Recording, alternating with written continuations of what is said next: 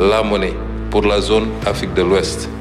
Et je demande à nos autorités, on a 2 présidents de la République ici présents dans la salle, il nous faut avancer sur ces questions-là qui ont été résolues partout ailleurs dans le monde, quelquefois de manière unitaire, pour ne pas dire la plupart du temps. Combien de pays ont une zone monétaire commune? C'est très peu. C'est pratiquement l'exemple qu'on a, c'est l'Afrique de l'Ouest et l'Afrique centrale. Pourtant, les autres pays s'en sortent plus ou moins. Nous connaissons les problèmes, nous savons les réformes qu'il faut faire.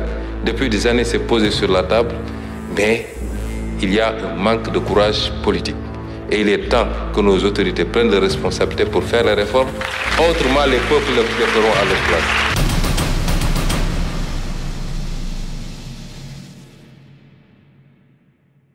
Dans un discours très intéressant, le Premier ministre Ousmane Sonko s'est adressé à la presse et autres personnes. Écoutons ce qu'il a à dire, très intéressant, on y va. La principale préoccupation qui a été exprimée ici tourne autour d'une notion de plus en plus chère à tous les Africains, c'est celle de la souveraineté, qui n'est pas exclusive en réalité. Il ne faut pas l'entendre comme ça. Aujourd'hui, nous sommes dans un forum pour attirer des investisseurs, les inciter à s'intéresser à l'Afrique, de manière générale au Sénégal. Porte de sortie, jadis, comme disait mon homologue, et porte d'entrée, nous l'espérons. Et dans notre conception, nous n'avons jamais conçu le Sénégal comme un îlot. Quand on parle du Sénégal et partout où on va, c'est comme on parle du Sénégal comme d'une plateforme dans un cadre intégré, sous-régional et africain, puisque nous parlons de ZLECAf de plus en plus, et indépendamment des processus politiques. Et c'est pourquoi je me réjouis de la présence ici de mes homologues du Burkina et du Niger. Ça, c'est les processus politiques. Mais nous avons des destins liés.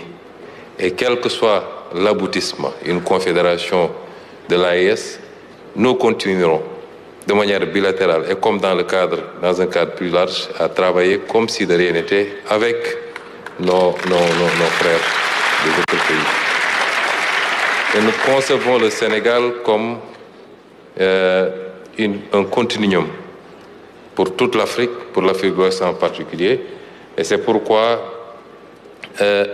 nous voulons rassurer les investisseurs. Le débat souverainiste qui se pose en Afrique, c'est par rapport à une histoire qui a été longue, que nous vivons de manière variée selon les partenaires, mais qu'aujourd'hui les Africains ont pris conscience que, comme je l'ai dit tout à l'heure, c'est les mêmes méthodes qui ont produit des résultats partout ailleurs qu'il faut appliquer en Afrique. Nous ne sommes pas en train de réinventer le monde.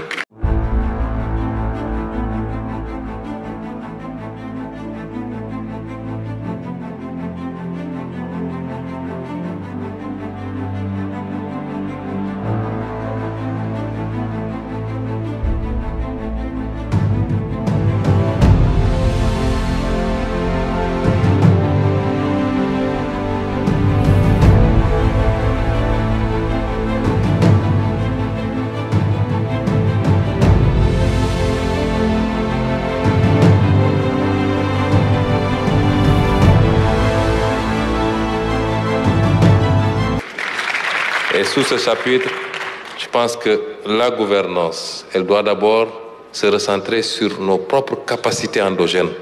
Pourquoi au Sénégal, quand on a fait les constats qui ont été faits après les audits économiques et sociaux, qui est un plan endogène à plus de 90%, par des réformes fiscales non asphyxiantes, qui ne créent pas de surcharge fiscale, mais qui vont chercher des niches fiscales, qui nous permettent aujourd'hui, valablement, de nous projeter sur quasiment 6 000 milliards sur les 3 ans de recettes additionnelles, mais qui seront orientés en complémentarité avec ce qu'on peut faire avec le secteur privé vers des investissements productifs, vers la relance des grands chantiers chers au président de la République pour ce mandat-ci. Cela est extrêmement important. Ensuite, nous avons beaucoup parlé des ressources. Effectivement, l'Afrique en est vraiment bien doté. Mais jusqu'à présent, ça n'a pas beaucoup produit. Et ces ressources-là, il est important. Est-il admissible que le Sénégal et son voisin, la Mauritanie, découvrent du gaz et que ce gaz ne profite pas à notre transformation industrielle avant toute autre chose? Ce n'est pas normal.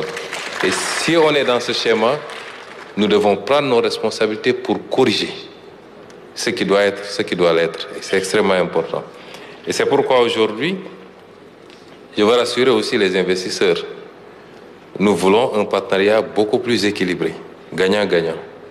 Le schéma jusqu'à présent qui a été expérimenté, quand vous voyez le cas du Sénégal, depuis qu'on a constaté avec l'audit une part importante de dette qui n'a pas été révélée, le débat à l'interne, alimenté par malheureusement de la propagande médiatique, c'est comme si le sort du Sénégal dépendait de l'extérieur et particulièrement du Fonds monétaire international, ce qui n'est pas le cas en réalité. Ce partenariat est extrêmement important.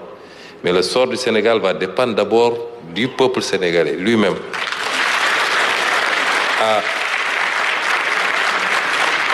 À faire le sursaut qu'il faut à travers ce plan de redressement économique et social.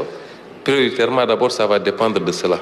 Ça va dépendre des efforts d'assainissement budgétaire que nous allons faire et qui nous crédibilisent nous-mêmes vis-à-vis de nos partenaires. Ça va dépendre certainement du réexamen d'un certain nombre de facteurs, notamment intégrer ce qui doit l'être en termes budgétaires pour avoir la réalité qu'il faut. Et ça dépendra en définitive, en dernier ressort, de ce qu'on pourra avoir comme accord avec des institutions comme le FMI, qui ne règlent pas notre problème. Ce n'est pas un accord de 1,8 milliard de dollars avec le FMI qui règle les problèmes budgétaires du Sénégal, mais c'est peut-être un cautionnement pour nous permettre d'aller dans des conditions beaucoup plus sereines vers le marché et rassurer également les investisseurs. Et j'en profite aussi pour dire que, en tant qu'Africains, nous sommes de fervents défendeurs du multilatéralisme. Mais il y a des pans entiers du multilatéralisme qu'il faudra revoir. Aujourd'hui, même pour les grandes puissances, la capacité à collaborer avec un pays va dépendre beaucoup plus de l'onction d'un certain nombre d'institutions, quand bien même sur le plan bilatéral, vous vous rendrez compte que les conditions sont réunies pour coopérer avec ce pays-là. Mais on va dire, nous attendons l'avis du FMI, nous attendons, et ça va déteindre aussi sur la notation. Je pense qu'aujourd'hui, une réflexion très profonde doit être initiée sur ce plan-là. Mais ce que je voulais dire en définitive, c'est que les pays africains doivent compter sur eux-mêmes d'abord. Et c'est cela qui va rassurer les partenaires qui viendront beaucoup plus aisément pour cela. Et la question du financement de nos économies, la question du capital primitif, elle se pose. Mais le schéma, on n'a pas un schéma unique. La manière dont l'Occident, par exemple, à travers l'Europe et son excroissance vers l'Amérique, la manière dont ça s'est fait à partir de l'exploitation, il faut le dire, la traite, la colonisation, qui ont servi à alimenter la révolution industrielle et le décollage, n'est pas le même modèle que l'Asie, qui n'a pas fonctionné peut-être sur cette même base. Mais aujourd'hui, vous allez en Chine, ça s'est beaucoup plus fait sur l'ouverture à l'investissement direct étranger, l'assainissement de la gestion publique, ainsi de suite. Et nous devons choisir notre modèle, fabriquer notre modèle par nous-mêmes.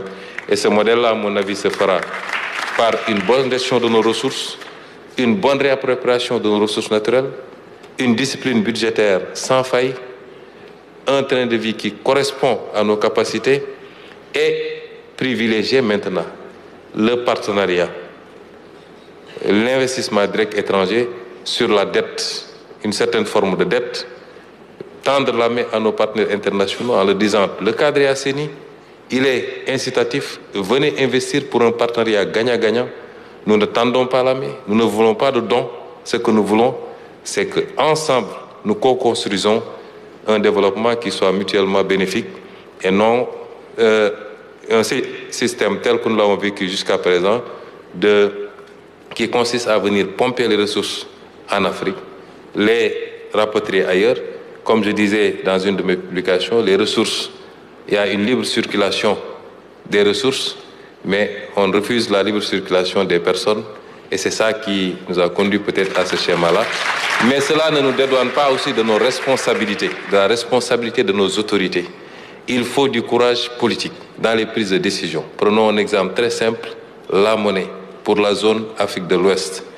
Et je demande à nos autorités, on a 2 présidents de la République ici présents dans la salle, il nous faut avancer sur ces questions-là qui ont été résolues partout ailleurs dans le monde, quelquefois de manière unitaire, pour ne pas dire la plupart du temps.